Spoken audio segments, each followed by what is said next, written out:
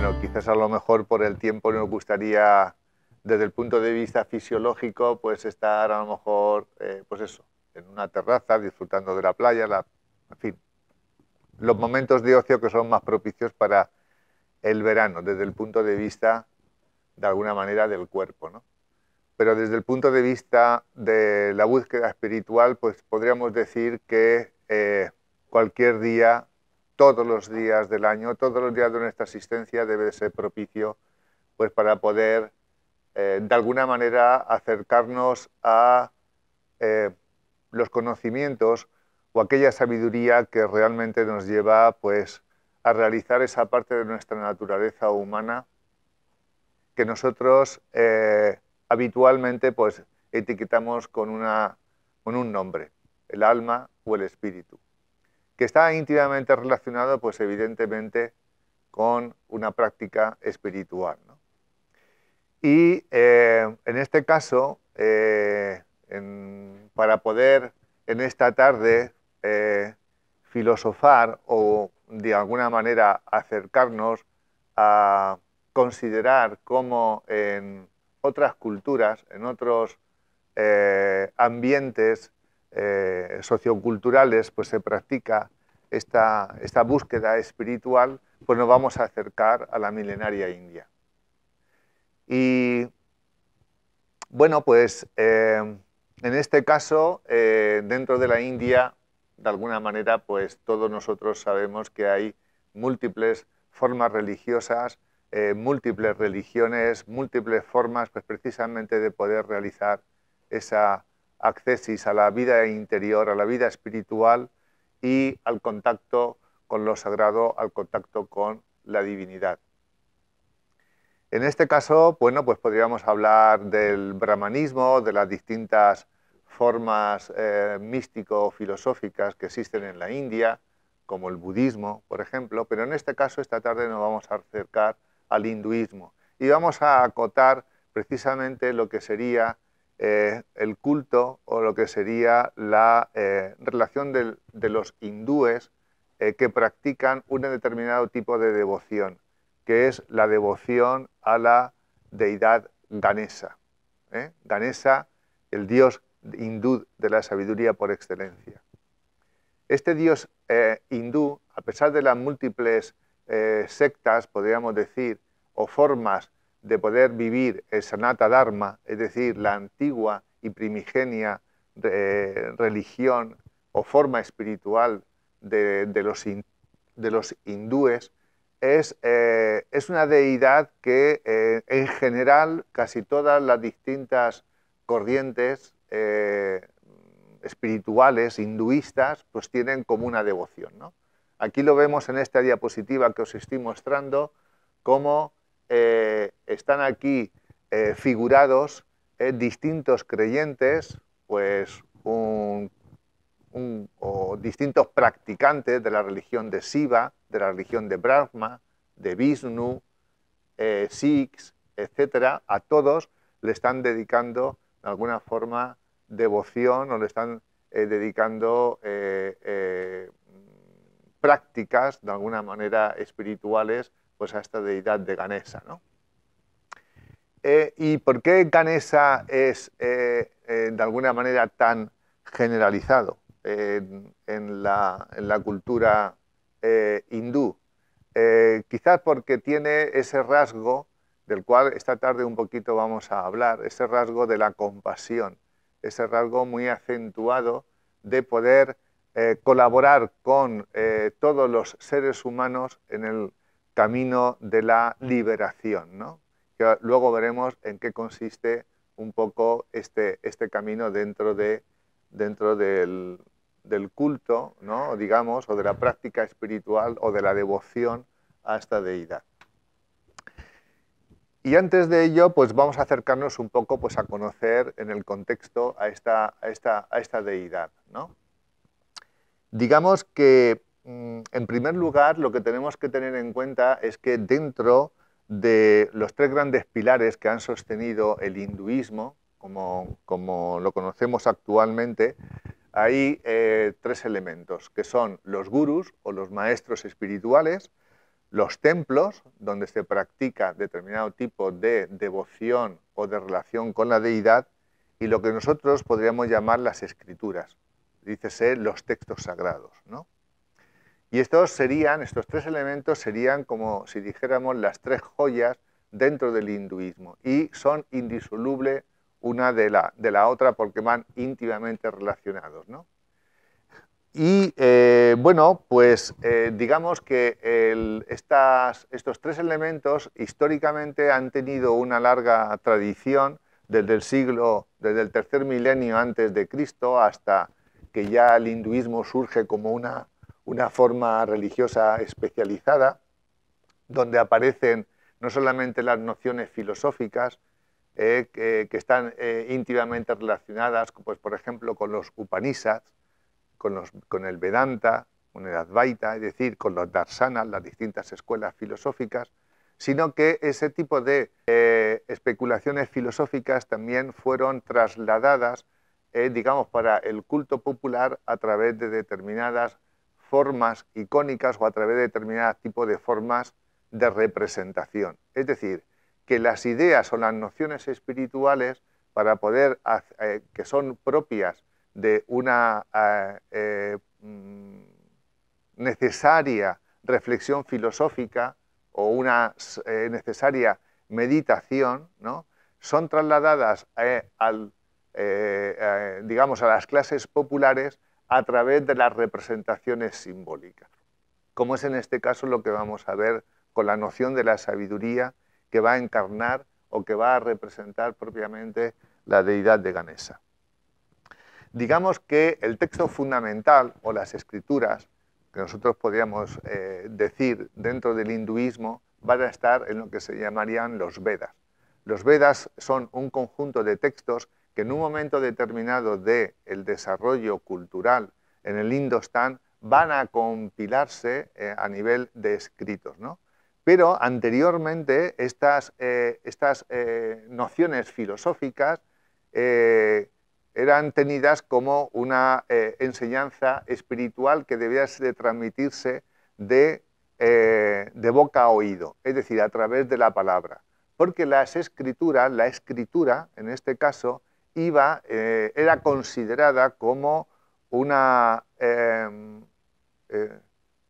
como si diríamos, una forma material de poder representar lo que sería inefable. Es decir, que la experiencia mística que tiene el hombre a través del contacto con su propia alma, o la experiencia mística del hombre a través de la relación con la divinidad, al pasarla a través de las palabras, que eran palabras vivas, porque se transmitía esa relación en el momento en que se estaba teniendo esa relación. De tal manera que la palabra viva, lo que se transmitía en ese momento, era un contacto del maestro que estaba teniendo con su alma, con su espíritu, con la divinidad, y era transmitida a través de la voz a el discípulo que, a través de su órgano del oído, ¿no?, recibía esa, podríamos decir, especie de revelación. Pero era una revelación que lo que debía de... no era una revelación de que el discípulo veía algo nuevo y diferente a él, sino lo que permitía esas palabras era despertar en el oyente esa naturaleza espiritual que era la que iba a contactar precisamente con la divinidad.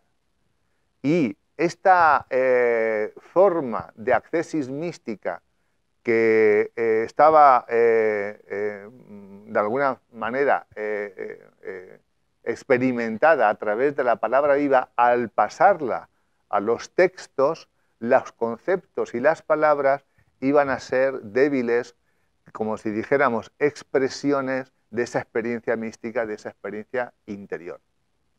Pero bueno, en un momento determinado, pues con la finalidad de poder trasladar a las generaciones siguientes este conocimiento, empezaron a constituirse un lenguaje escrito. Lenguaje escrito que iba a ser un lenguaje sagrado. Y ahí surgió el sánscrito como lenguaje sagrado que iba a expresar aquellas verdades espirituales que el hombre, a través de la lectura de esas digamos, enseñanzas, iba a producir esa especie de acceso mística interior en cada uno de nosotros. Pero paralelamente a la construcción de un lenguaje sagrado, que podríamos de alguna manera etiquetar como el lenguaje sagrado o el lenguaje del misterio, también se construyeron formas simbólicas, es decir, formas de representación visual, es decir, para poder apoyar de alguna manera esta transmisión. Y así surgió lo que podríamos llamar el lenguaje simbólico, es decir, formas gráficas en las que sirvieran como soporte visual para poder meditar. De tal manera que todas estas imágenes en su origen no eran elementos de culto, es decir, las imágenes no eran el objeto de culto, sino que las imágenes eran el soporte a través de la cual la mente o la conciencia iba a realizar un proceso de meditación que culminaba en una accesis mística. De tal manera que no podemos confundir lo que sería la esencia de la experiencia, que es lo que se busca, con la mera representación. Lógicamente, pues nosotros aquí ahora, en este caso yo, pues lo que vamos a tratar precisamente es ver cómo se utilizaban esta imagen, en este caso concreto, del dios Ganesa, para poder hacer esa meditación que terminaba con la sabiduría, que culminaba con la sabiduría. ¿Pero qué es la sabiduría en el contexto hindú? Normalmente nosotros distinguimos lo que sería el conocimiento de lo que sería la sabiduría. El conocimiento, podríamos decir que hay un conocimiento vulgar, o podríamos decir que hay un conocimiento filosófico, o podríamos decir que hay un conocimiento matemático, o hay un conocimiento científico. En este caso lo que estamos hablando es de un conocimiento espiritual. Y ese conocimiento espiritual, es decir, de la naturaleza del espíritu del hombre y de la naturaleza del espíritu del universo, ese contacto iba a ser considerado como la sabiduría. De tal manera que la sabiduría no es un conocimiento que se aprende a través de las palabras, o no es un conocimiento que se construye a través de la actividad mental, sino que es un conocimiento que se obtiene a través de la experiencia interior. De tal manera que el sabio, en este caso, o el hombre espiritual, es aquel que había realizado dentro de sí mismo esa experiencia de sentir el espíritu tal como nosotros podemos sentir ahora que estamos pues, en un cuerpo, ¿no? Es decir, sentimos que tenemos un cuerpo porque tenemos hambre, tenemos sed, sentimos que tenemos sentimientos, ¿no es cierto? Tenemos una experiencia subjetiva interior, más interior, tenemos miedo, tenemos distintas afecciones emocionales o sentimentales, tenemos la experiencia de que pensamos, evidentemente. Es decir, podemos pensar pues, sobre lo que nos pasa, sobre el sentido de la existencia, podemos reflexionar sobre el porqué de la vida, qué es la muerte, podemos pensar sobre muchas cosas, ¿no? Ninguno de nosotros podría negar que tenemos cuerpo, que pensamos o que tenemos todos esos sentimientos, porque son unas experiencias que todos nosotros podemos compartir de que las tenemos, es incuestionable. La dificultad está en poder hablar de que todos tenemos un alma. Y aquí, porque no todos los seres, sí que podemos plantear que todos nosotros tenemos a lo mejor nociones mentales idealistas. Aspiramos a un mundo mejor, a la justicia, aspiramos a la verdad, aspiramos al bien, ¿no es cierto? Es decir, valores éticos que son trascendentes, es decir, que están más allá de la experiencia subjetiva de que cada uno de nosotros podemos tener para ver que son valores atemporales, ¿no? Incluso en este sentido, pues también nosotros podemos pensar que somos sujetos éticos, sujetos que captamos valores trascendentes. Pero hablar o plantear que somos un alma encarnada, ¿tenemos experiencia de esa naturaleza, de esa realidad? Hablar de que existe Dios y que mentalmente podemos trasladar con palabras o con nociones o con categorías, ¿no?, cuáles son sus atributos, cuál es la realidad de Dios, bien, podemos hablar mentalmente. Pero la experiencia real de la existencia de nuestra alma o de la existencia de Dios, esa experiencia es una experiencia mística. Y es una experiencia que, al contrario de la experiencia inmediata y normal y habitual que todos nosotros tenemos, es decir, de que tenemos un cuerpo, tenemos necesidades fisiológicas, o tenemos esos sentimientos, o tenemos esas ideas, ¿cuántos de nosotros experimentamos cotidianamente con la misma intensidad el alma? ¿O experimentamos a Dios?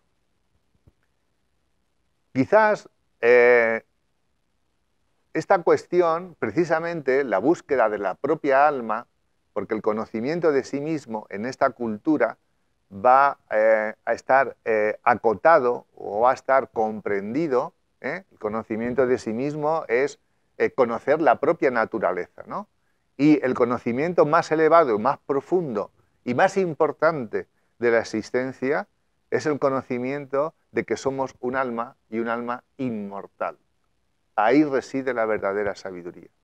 Pero para lograr esa accesis, que es una accesis mística y que va más allá de la reflexión filosófica, los hombres siempre hemos construido distintos tipos de métodos o hemos construido distintos tipos de sistemas. Por ejemplo, están los sistemas filosóficos que dicen que en el mundo actual, en el mundo de la vorágine en la cual todos nosotros vivimos, con las necesidades fisiológicas de tener que comer, dedicarle tiempo al cuerpo, dedicarle tiempo a las vicisitudes de la existencia, un trabajo, las preocupaciones laborales, familiares, sociales, políticas, de todo tipo, que toda esta situación vital, existencial, supone un obstáculo para poder tomar conciencia de esa realidad de nuestra alma. Y entonces los hombres hemos construido lo que diríamos un ideal místico-filosófico que consiste en apartarse del mundo, es decir, restringir las actividades vitales que sustraen al hombre de esa búsqueda interior, y entonces el hombre ha construido espacios donde poder propiciar esa accesis mística. ¿Y qué son esos espacios? Son los monasterios. Los monasterios donde el hombre se retira del mundo y lleva una práctica espiritual, ¿no es cierto? Es decir, de oración, de meditación, de elevación de la conciencia, que a través de unos textos y a través de una serie de elementos metódicos puede producir esa especie de conciencia interior. Frente a los monasterios, que evidentemente son lugares de convivencia, donde todas las personas que buscan a través de una misma metodología, a través de un mismo método, con unos mismos textos, encontrar esa experiencia interior, está todavía digamos, un apartarse del mundo mucho más radical, ¿no? Que sería volverse anacoreta o sería volverse ermitaño. Es decir, ya no es que traslademos la experiencia desde la vida comunitaria, de la vida social en la cual nosotros estamos, a un ámbito más específico y especializado, ¿no? Como es un monasterio, ¿no? Si ahora nos radicalizamos más y vamos a convertirnos en anacoretas o ermitaños. Es decir, vivir en una cueva, aislado, digamos, reduciendo todas las necesidades vitales al mínimo, es decir, lo que es el mínimo para el sustento físico, ¿no? Y realizar esos trabajos, esos sistemas de meditación que llevan a una introspección progresiva y constante, mantener constantemente la búsqueda interior para propiciar esa accesis mística, ¿no? Y junto a esos dos elementos estaría el otro elemento, que son los que tenemos nosotros, que somos seres que estamos en el mundo, pero viviendo en el mundo también tenemos nuestro, digamos, espacio donde poder realizar esa accesis mística, y construimos templos. Templos que pueden tener lugares, ¿no?, donde periódicamente, a través de un calendario litúrgico, vamos de alguna manera realizando en el curso del tiempo unas determinadas prácticas, ¿no? Y esto es lo que van a tener en realidad todas las religiones. Todas las religiones van a tener, por ejemplo, en el judaísmo, una sinagoga, que es un lugar donde se reúnen los creyentes, ¿no?, en la forma del judaísmo, para poder leer sus textos y para poder propiciar esa experiencia interior. O dentro del cristianismo, pues tenemos los templos cristianos, donde acudimos a realizar una determinada liturgia, la propia de la iniciación cristiana, ¿no? Y tenemos nuestros textos cristianos del Antiguo Testamento, el Nuevo Testamento, el mensaje, ¿no?, de un maestro religioso y unas prescripciones que están presentadas por un grupo sacerdotal, es decir, aquellos seres humanos creyentes del cristianismo, que son los encargados de realizar la liturgia para el resto de los fieles. Y podríamos también hablar en el caso del Corán, ¿no?, donde se reúnen en las mezquitas para poder leer de alguna forma las enseñanzas dadas por Mahoma, el profeta de Alá. En el caso del hinduismo también vamos a encontrar templos donde las gentes habitualmente pues acuden a esos lugares a prestar devoción a las deidades tutelares. Pero dentro del hinduismo, lo que va a haber también, algo parecido que hay dentro del cristianismo, es que estas deidades también entran dentro del ámbito del hogar. No sé si alguno de vosotros bueno, la mayoría de nosotros somos cristianos, ¿no? Y la mayoría de nosotros pertenecemos a una parroquia X, ¿no? Nuestra Señora de los Ángeles, o María Auxiliadora, o Nuestra Señora de Gracia, o la parroquia de San Nicolás, o Santa María, ¿no? Cada una de estas parroquias está dedicada a una devoción particular, ¿no? Y dentro de esa devoción particular, yo he vivido en mi casa, que pertenecíamos a la parroquia Nuestra Señora de los Ángeles, y había una imagen de Nuestra Señora de los Ángeles que iba pasando por las casas. No sé si alguno de vosotros esto lo ha conocido. Iba pasando por las casas y durante X tiempo, una semana, 10 días, etcétera, estaba en mi casa con una velita, ¿no? Y allí la tenía mi madre y hacía sus oraciones, que la veía yo, tal, y luego venía otra mujer y se la llevaba, y entonces era el culto dentro del hogar, ¿no? Para mantener en el ámbito del hogar esa necesaria pervivencia de continuidad de la, digamos, de la presencia de determinada búsqueda espiritual en el ámbito del hogar.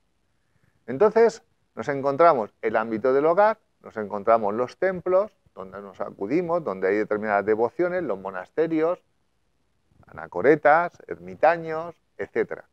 En el caso de Ganesa, va a ser un culto muy popular porque va a tener sus propios templos, y va a tener también presencia dentro del hogar, y va a tener sus grandes festividades. Y va a ser, como antes estaba comentando, una deidad muy querida y muy tenida presente por muchas sectas dentro del hinduismo.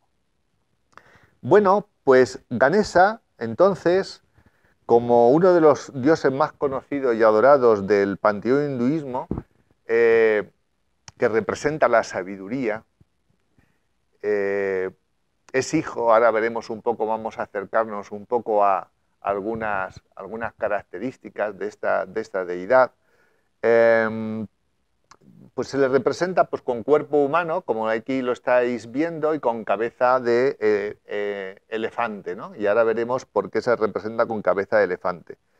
Y es el patrón dentro del panteón hinduista. El panteón es pues, el conjunto de dioses que son venerados dentro de la religión hinduista, ¿no?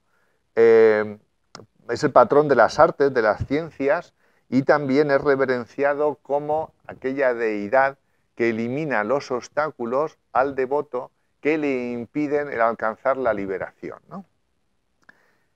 ¿Por qué se llama Ganesa? Pues Ganesa es un compuesto del sánscrito, una unión de la palabra Gana, que significa multitud, grupo, y de la palabra Isa, que significa señor, y entonces es el señor de la multitud, el señor que rige las huestes de Shiva, porque Ganesa es hijo de Shiva y de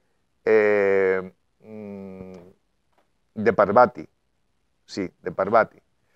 Y es conocido también como Ganapati, y que, bueno, pues esta deidad, como en el, digamos, corpus mitológico hinduista, los ganas eran una serie de seres semidivinos que forman parte del padre de Ganesa, que es Shiva, ¿no? Que es una de las deidades de la Trimurti hinduista. Dentro del hinduismo hay tres deidades principales, que son Brahma, Vishnu y Shiva. Shiva tiene su contraparte femenina, que es Parvati, y de la unión de ambos surgió Ganesa, cuyo elemento mítico ahora un poco lo vamos a hablar, ¿no? Esta deidad, esta forma de representación surgió pues, en torno al siglo IV-V después de Cristo, durante el Imperio Gupta, y heredó muchos de los rasgos precursores de distintas formas de representación que aparecían en los textos de los Vedas, ¿no?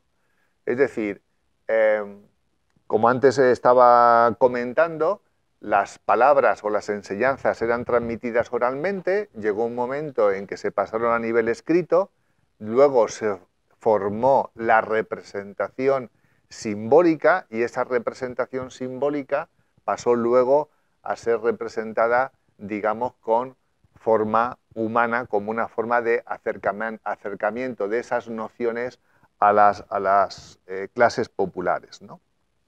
Y su popularidad creció durante el siglo IX después de Cristo por los atributos que representaba, y que se construyeron a partir de entonces un determinado tipo de escrituras que estaban especializadas en el culto, la devoción o las prácticas relacionadas con esta deidad, ¿no?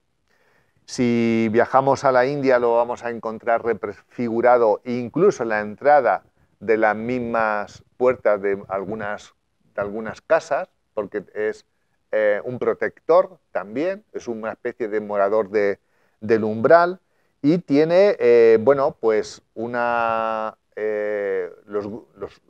los hinduistas que le dedican especial devoción se le llaman los Ganapatis, ¿no? Es decir, los devotos de Ganesa, ¿no? Ganapatias, quería decir, ¿no? Bueno, pues hay un mito que cuenta cómo surgió Ganesa, ¿eh? Como decía, Ganesa es hijo de Vishnu y Parvati, que la vemos aquí representada, y hay varias versiones de por qué, ¿no? Tiene esta forma de cuerpo humano y de cabeza de elefante, ¿no?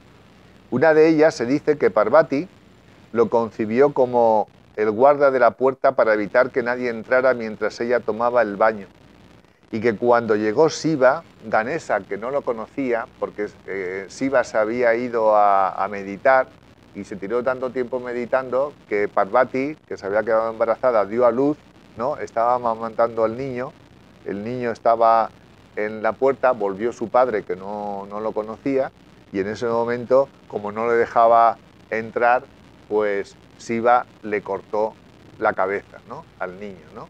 Y luego cuando Parvati salió dijo, ¿qué has hecho? Que es tu hijo, ¿no? Entonces Shiva, tratando de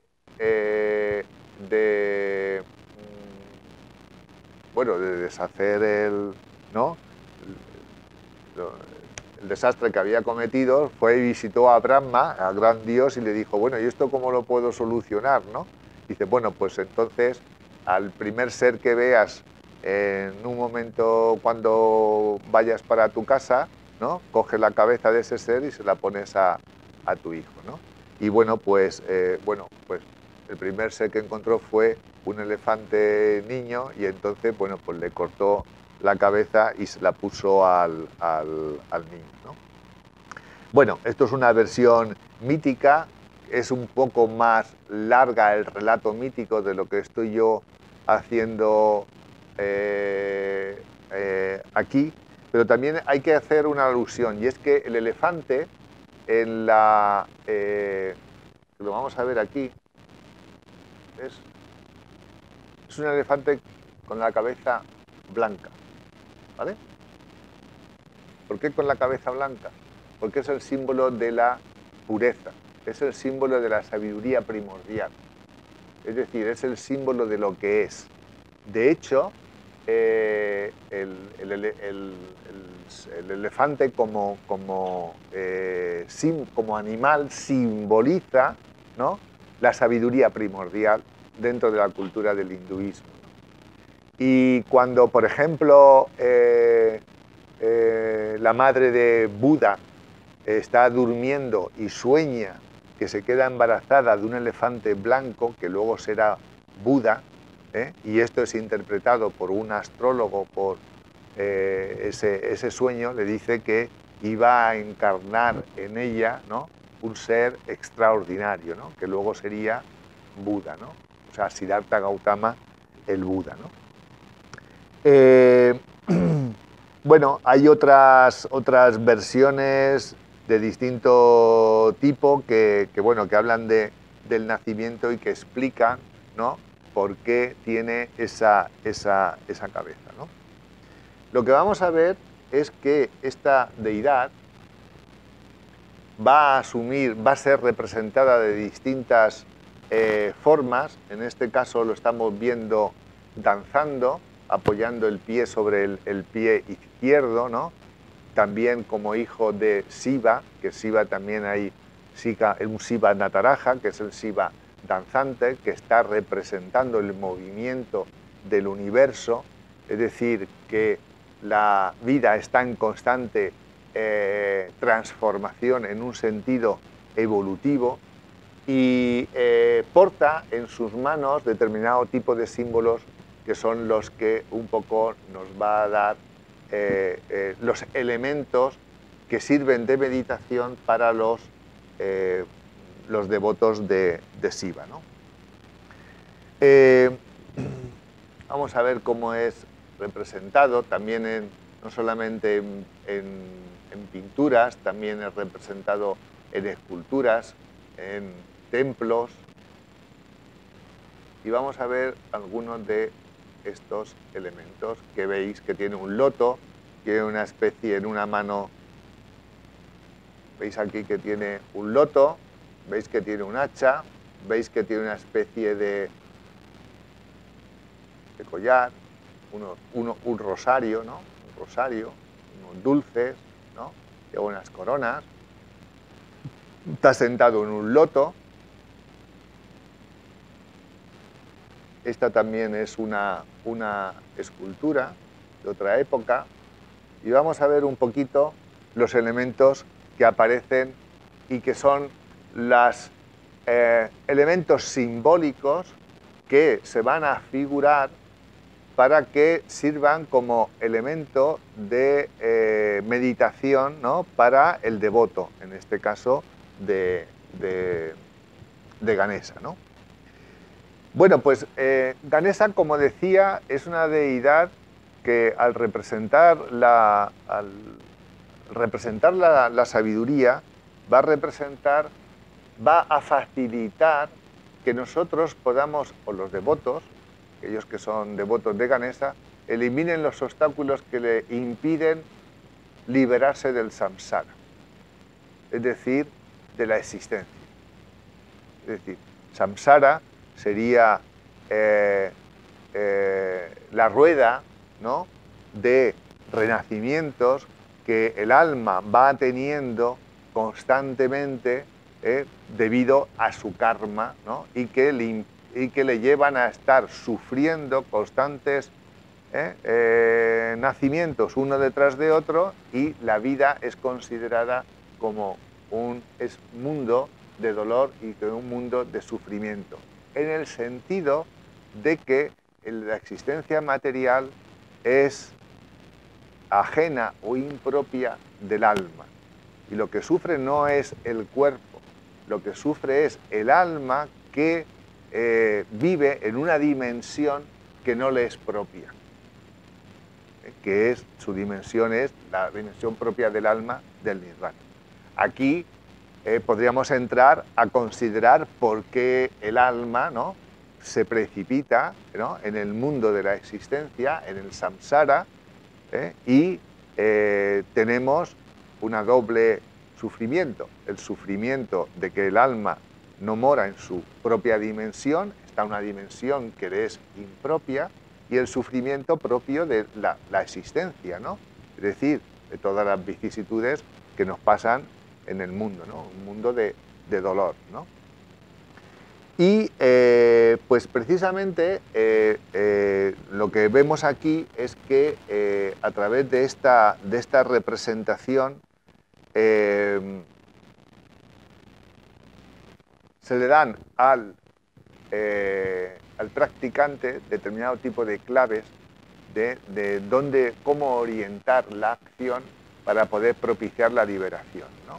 Es decir, que a nosotros, las personas que vivimos en el mundo, ¿no?, se nos facilitan unos textos, o sea, tenemos, ¿no?, los gurús, los maestros espirituales, que nos enseñan a través de sus palabras, ¿no?, aquellas verdades que nos van a ayudar a liberarnos.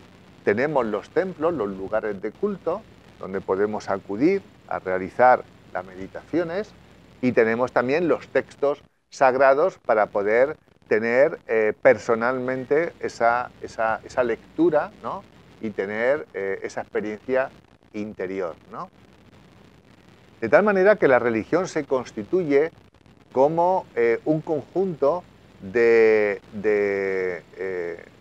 enseñanzas y de prácticas para las personas que vivimos, pues, un poco en el mundo, ¿no? Vivimos aquí, en el mundo cotidiano, ¿no?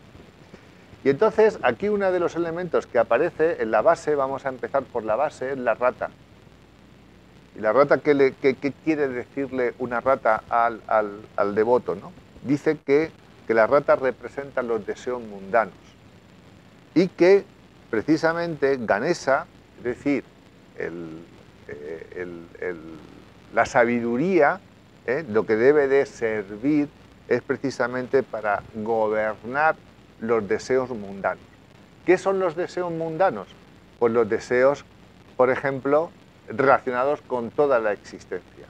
El lujo, el confort, el deseo, incluso el mismo deseo de existir, es un deseo mundano, que está relacionado pues, con el instinto de procreación y con el instinto de conservación, ¿no?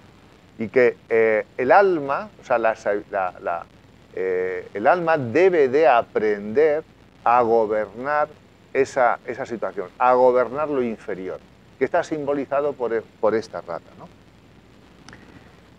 Luego vemos que tiene en una mano, está extendida, con la mano cerrada, la palma, y que en el centro tiene el símbolo de Om. El Om, la palabra sagrada, ¿vale? Y entonces, esta mano extendida, en el Varada Mudra, que es el gesto de bendición, ¿no? Donde tiene ese Om, lo que le está diciendo al devoto que en el momento de la meditación, donde debe de concentrar su mente, debe de concentrar su conciencia, es en lo más elevado, es decir, en Dios. Es decir, la palabra Om es el sonido, la palabra sagrada por el cual el hombre conoce la naturaleza de Dios, ¿no? Luego tiene también aquí una soga. Veis que tiene una soga y que tiene aquí una flor de loto en la otra mano, ¿no? Pues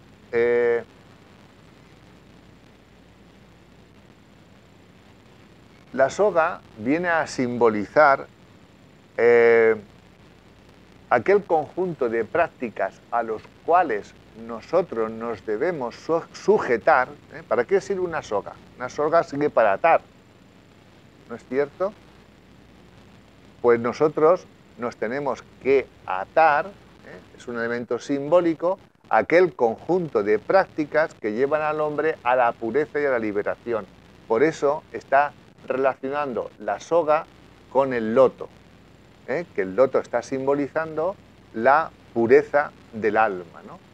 ¿Y qué son esas prescripciones que el devoto se debe de sujetar?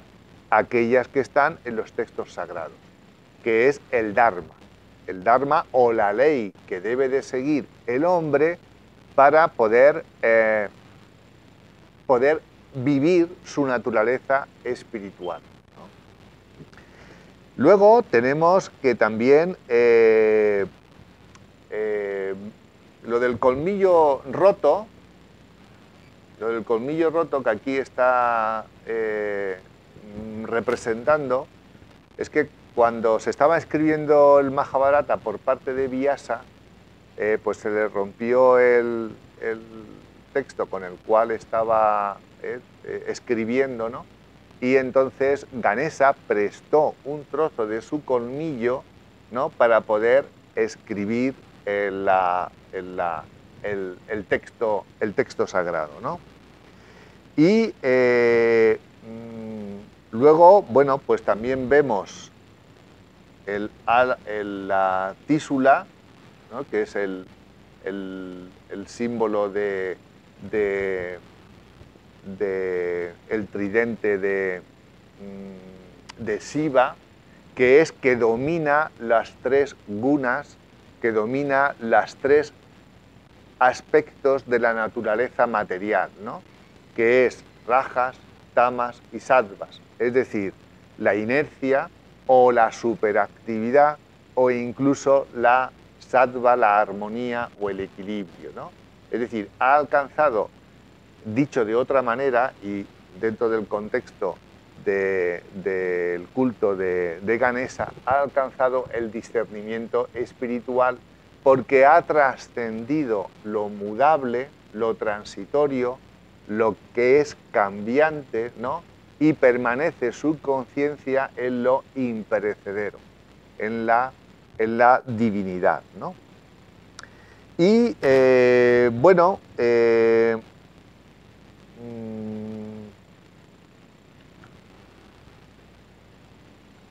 todo esto un poco lo que lleva para terminar un poco la presentación de esta deidad, ¿no?, a la cual nos hemos acercado esta tarde,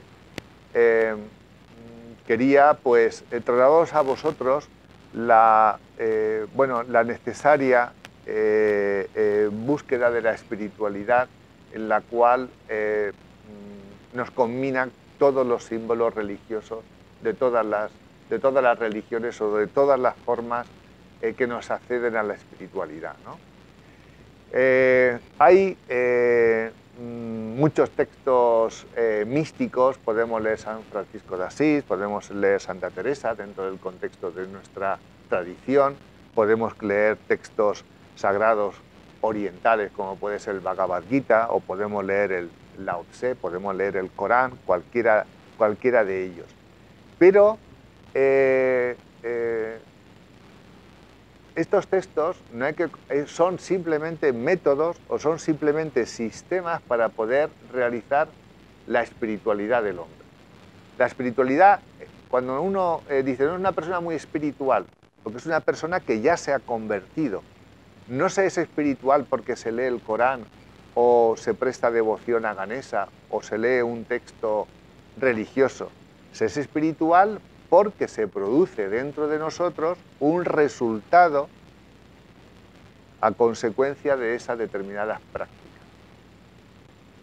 Y esto es quizás el mensaje que a través de Ganesa yo quisiera trasladaros a vosotros. Es decir, que son las prácticas los que producen un resultado dentro de nosotros que nos lleva a una conciencia de la trascendencia de nuestra naturaleza que llamamos alma. No nos hace espirituales la lectura de los textos, no nos hace espirituales el escuchar las palabras de un gurú o de un maestro, no nos hace espiritual tener estas imágenes u otras, digamos, en nuestra casa, o a leer o entrar en un templo, o no nos hace espirituales el mero hecho, ¿no?, de hacer un retiro de meditación. Lo que nos hace espirituales es la práctica, es decir, el ejercicio de determinados actos que producen un resultado interior de transformación.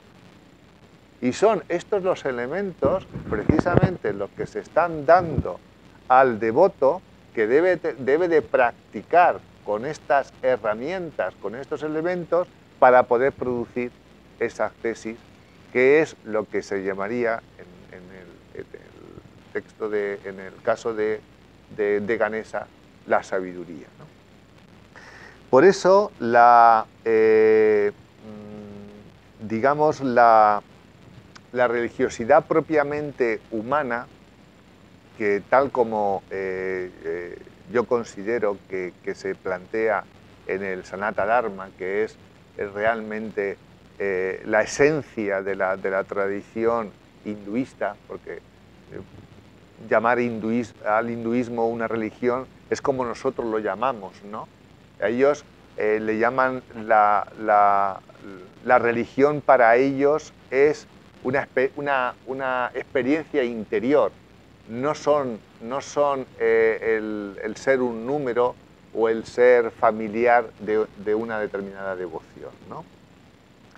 Y bueno, quería terminar pues precisamente con unas palabras para invitaros a que tenemos un poco que aprender a, bueno, en lo cotidiano, ¿no?, aprender a tener esa especie de constante conciencia elevada, ¿no? Para lo cual, y para terminar, voy a leer una anécdota, ¿no?, que en determinada ocasión se cuenta que 3 turistas occidentales con los bolsillos repletos de rubias, multiplicadas debido a la devaluación progresiva de la moneda, de la moneda hindú y llenas de la buena intención de gastárselas, entraron en una tienda en Mumbai. Y viendo a un hombrecillo en el mostrador, preguntaron espontáneamente por el amo del establecimiento. No iban a regatear con un empleado por las compras de un determinado tipo de producto. Y le dijeron, ¿dónde está el propietario?